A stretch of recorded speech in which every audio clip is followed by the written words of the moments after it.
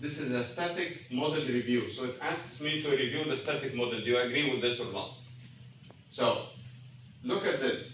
Here, for example, I see the anterior leaflet and posterior leaflet. There is a bit of gap here that is not displayed in the model. Agree? There is more coarctation here in the real patient, not in the model. So I need to show this more coarctation. How to do this? How to edit?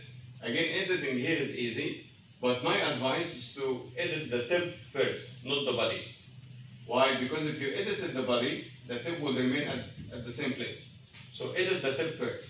So catch the tip of the leaflet first, and then put it at the tip of the mitral annulus. So up and down, see, the model immediately is changing. Once you put it at the tip of the posterior leaflet, now I can see the gap on the model. Okay? You can do the same, of course, with the other leaflet. Just put it at the tip, and then you can modify the body later on. So start by the tip. Done? Good. What is the color of this frame? What do you think? Yellow. Yellow, right? So where is the yellow line? Down here, right?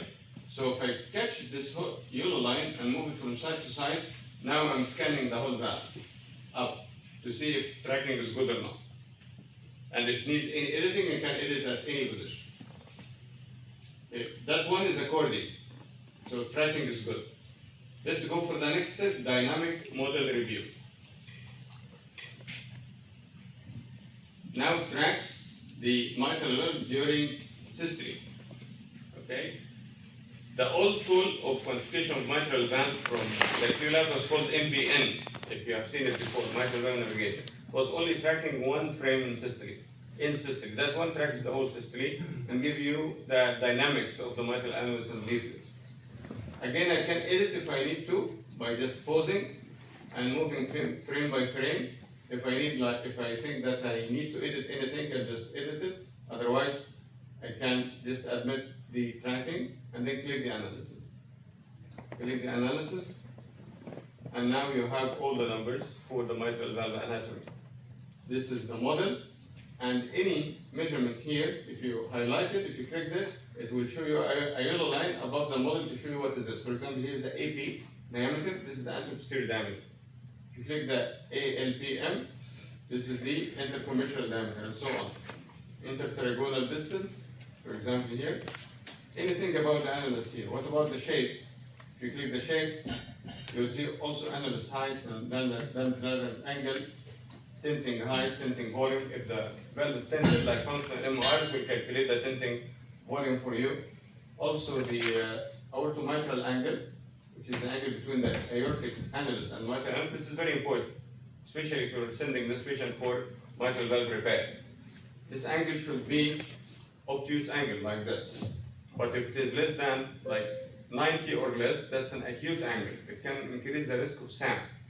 So the mitral valve can touch the septum and cause SAM after repair. So this is very important angle to know, which is the angle here between the aortic annulus and the mitral annulus. It is already calculated for you. What about the leaflets? Leaflet area, leaflet length, posterior leaflet, anterior leaflet, everything about the leaflet anatomy is also calculated for you. Okay?